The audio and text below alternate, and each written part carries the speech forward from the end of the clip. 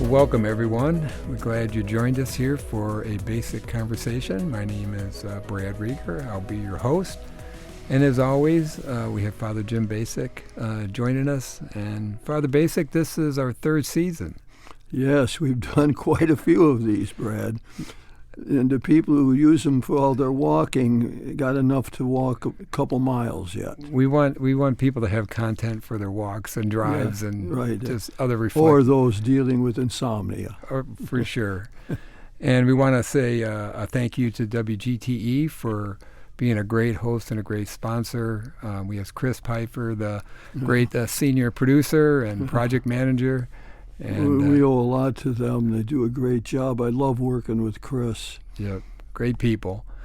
So this season 3, we're focusing on 12 theologians that you've selected and you've written about, you spoke about, and they've had a direct impact on you, but also globally on the church and on the culture and society. And so it's a little bit different than our first 2 seasons, but I think it's going to be really informative and interesting. I'm looking forward to it. Let's go.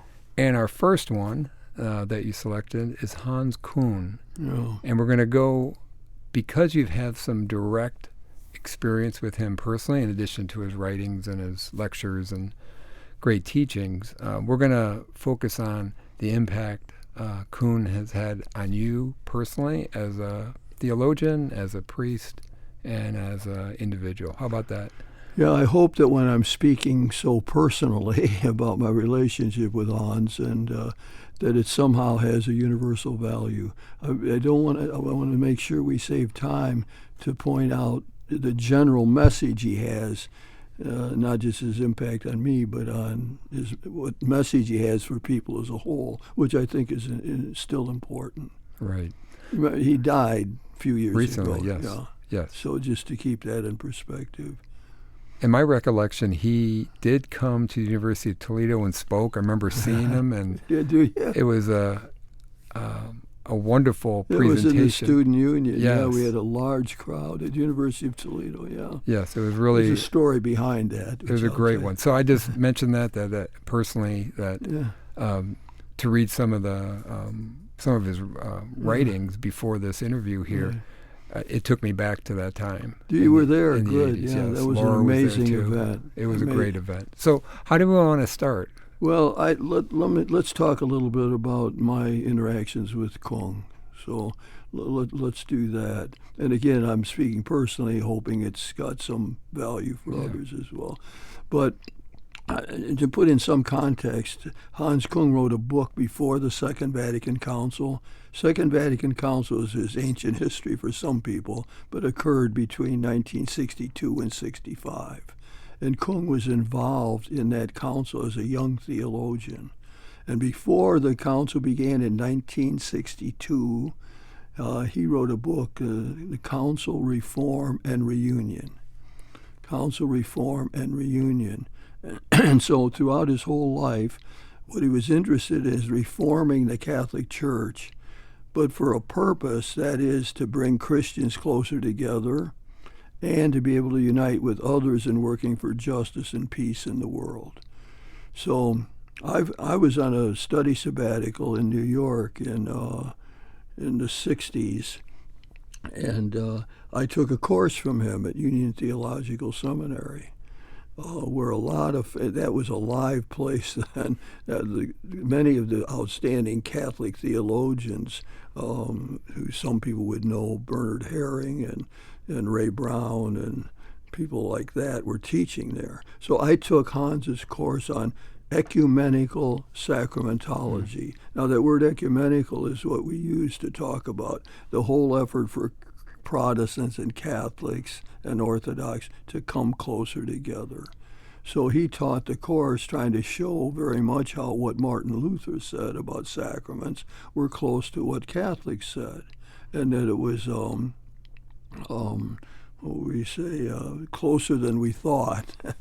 And always, all the way along the line, that's what he said. But anyway, the course was wonderful. I couldn't write fast enough.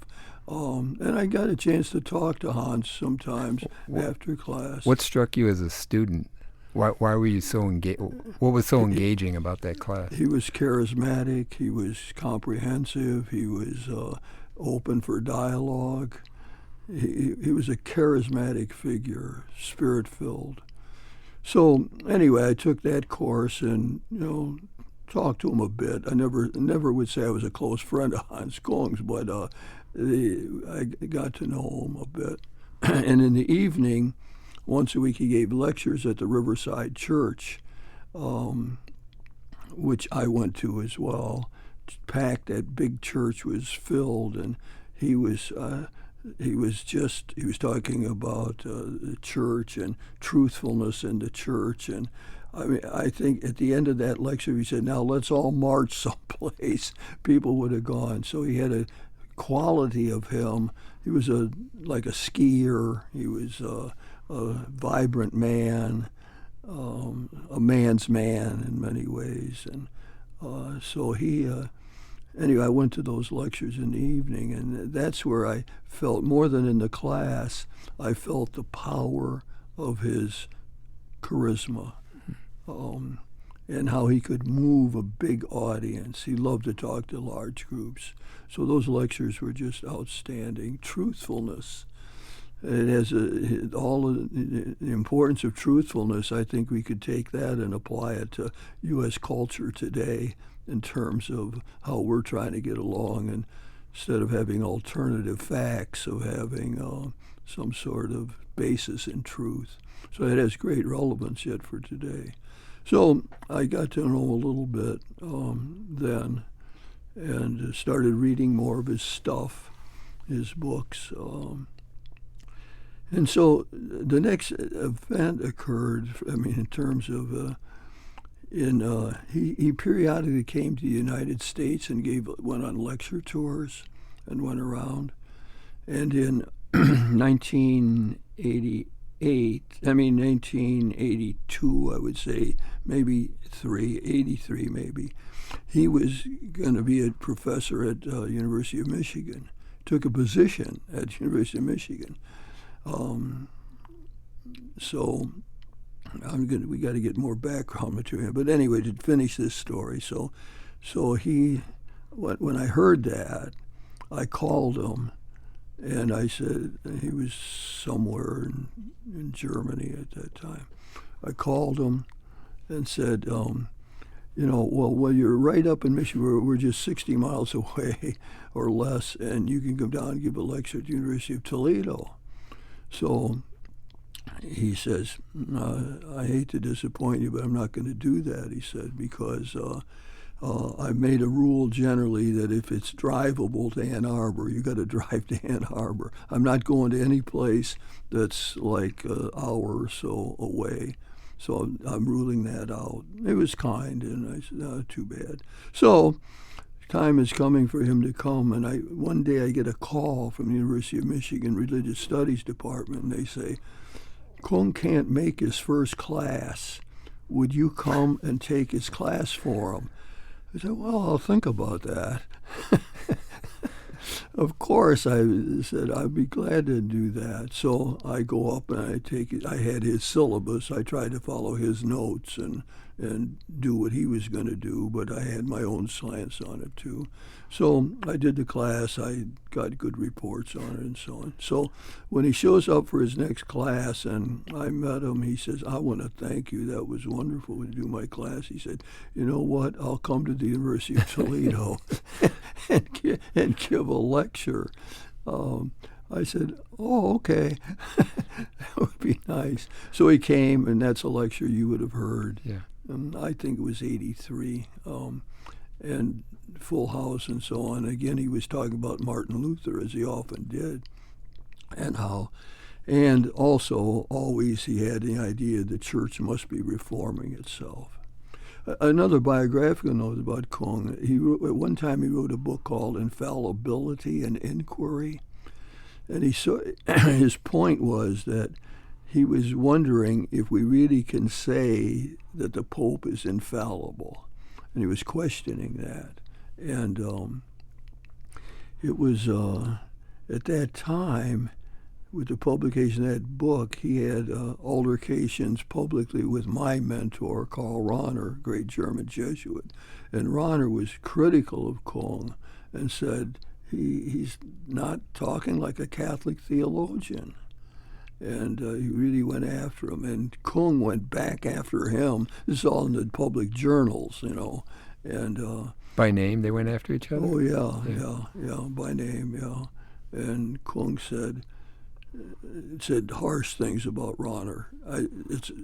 It's hard for me to explain what he said, but it was harsh. And he accused Rahner of being nothing but a company man, nothing but always defending the church no matter what. That was sort of his point. And background point, after Kung gave that lecture that you heard, he was staying at my house for a while, and I was talking to him, and he confided in me then something that I did not know, that he had reached out to Rahner, the younger to the older, and said, let's get together for lunch, and they reconciled at that point. But in the result of that book, and probably Kung was then no longer able to teach as a Catholic professor of Catholic theology. The Vatican squelched him and said he's no longer fit to teach Catholic theology. So he continued to teach at Tübingen, but they made his courses part of an ecumenical institute so he could still teach, which he continued to do. And then I'm thinking, I wrote a number of things about Kung, and he sometimes responded. One time he responded, he says, well, you got to see how my thought developed.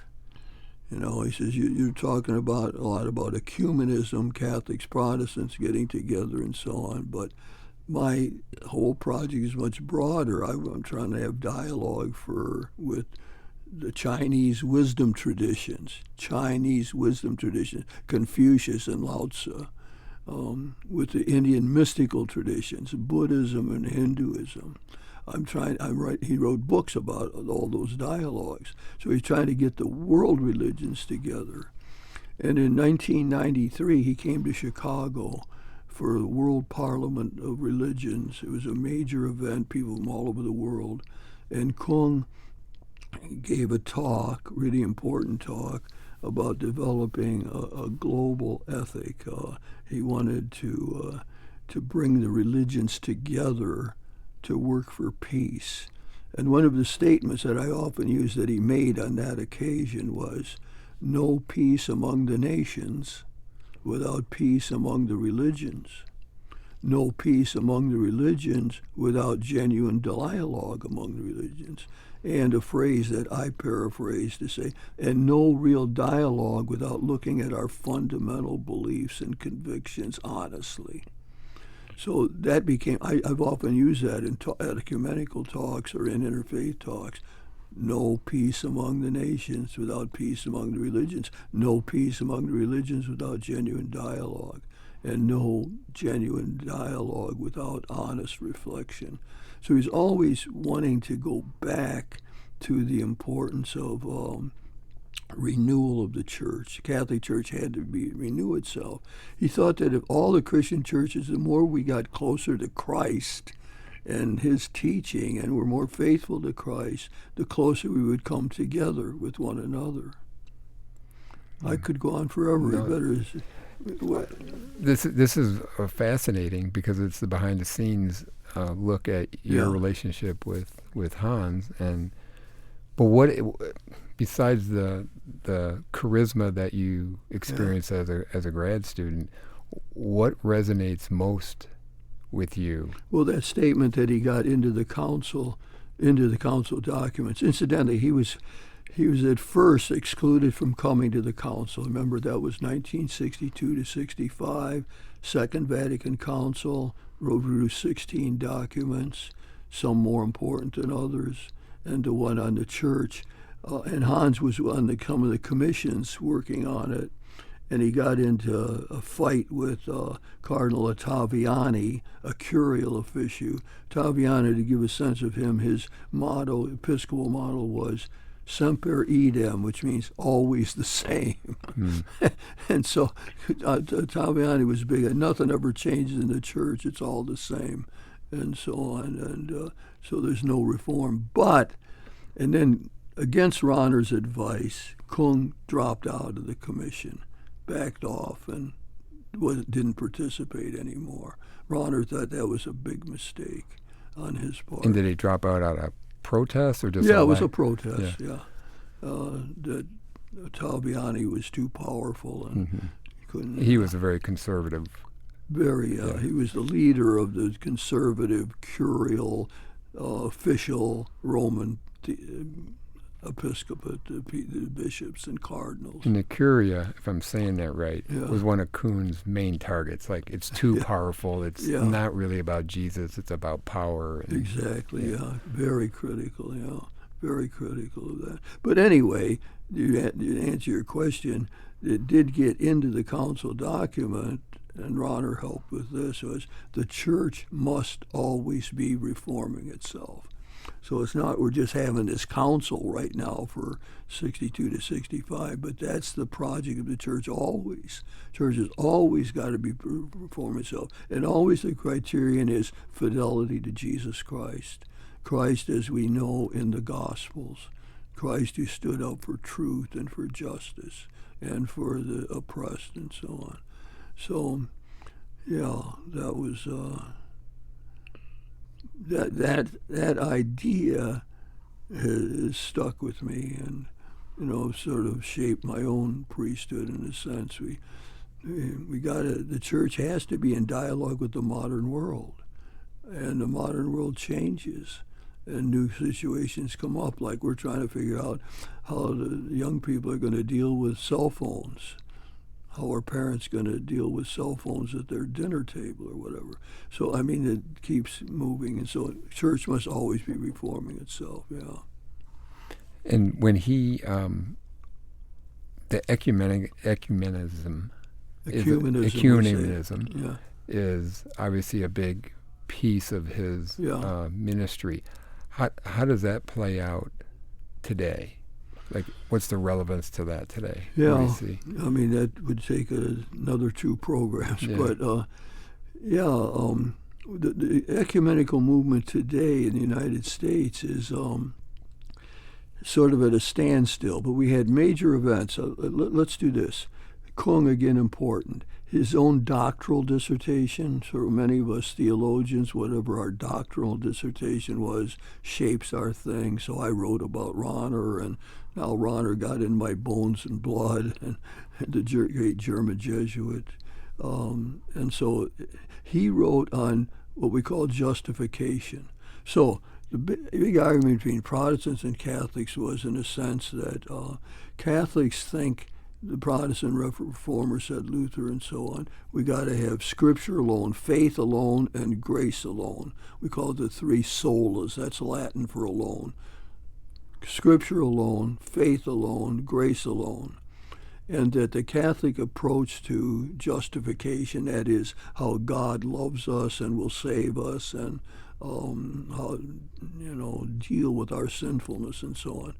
So Kung's doctoral dissertation tried to show that Catholics and Protestants hold the same view. And to justify that, he called upon the great Protestant theologian Karl Barth, spelled B-A-R-T-H, Karl Barth, and Barth said, Kung's got it right. The thing we've been fighting about over 500 years is we don't have to fight about it. Kung says he represented my position correctly. So that's a major thing in his dissertation. So in 1999, Catholics and Protestants arrived at mainly Lutherans to start with, arrived at a joint declaration saying that the problem of justification is solved. When you look at what we hold today, weak Protestants. And what Catholics hold today, there's nothing that would keep us divided. Nothing would keep us from coming together.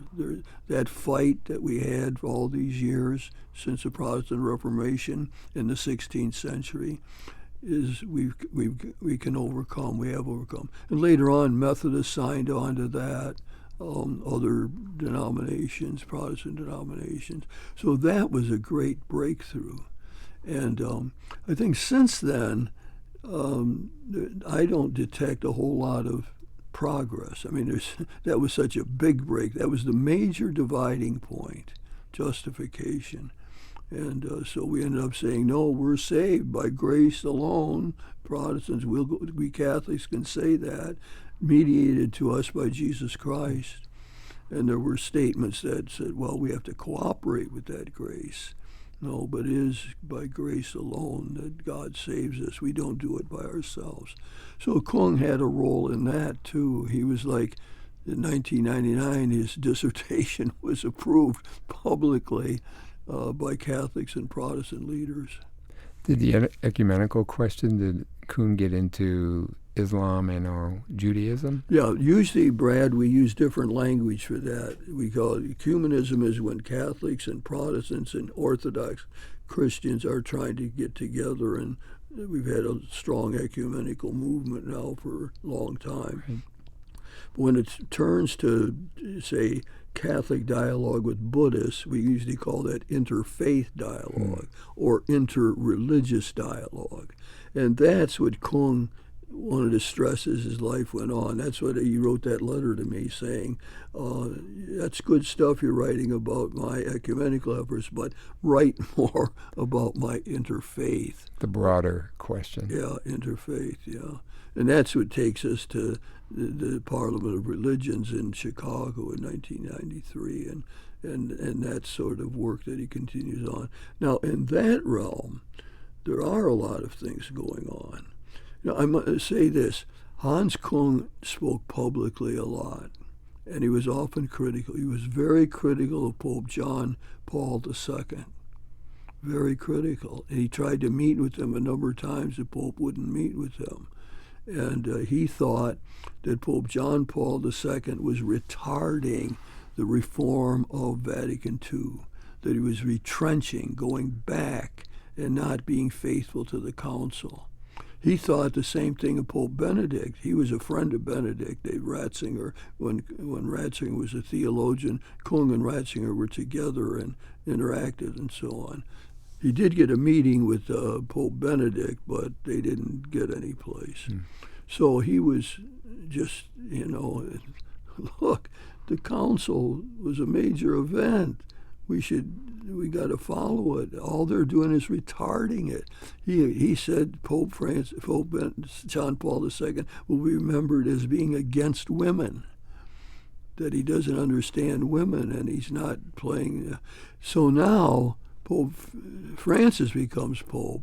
Hans is still alive, and he's much more positive. He sees Pope Francis as carrying on the mission of the reform of the church. And I think that is true. And so a lot of the events, that you try to bring that up to date today, a lot of that is the efforts of Pope Francis to engage. So Pope Francis has worked closely with the Patriarch of the Orthodox Church, trying to work on climate problems, for example. And Pope Francis has picked up on Hans Kung's thing that we must see our Jewish friends positively. I think there's a current thing. If you look in the United States, what's our problem? Shooting people in synagogues. There's more anti-Semitism going on right now than we've had for a long time. And the famous shooting in the synagogue. So now we are coming out and saying that's wrong. And there was a scriptural basis, let Christ's blood be upon us and our descendants.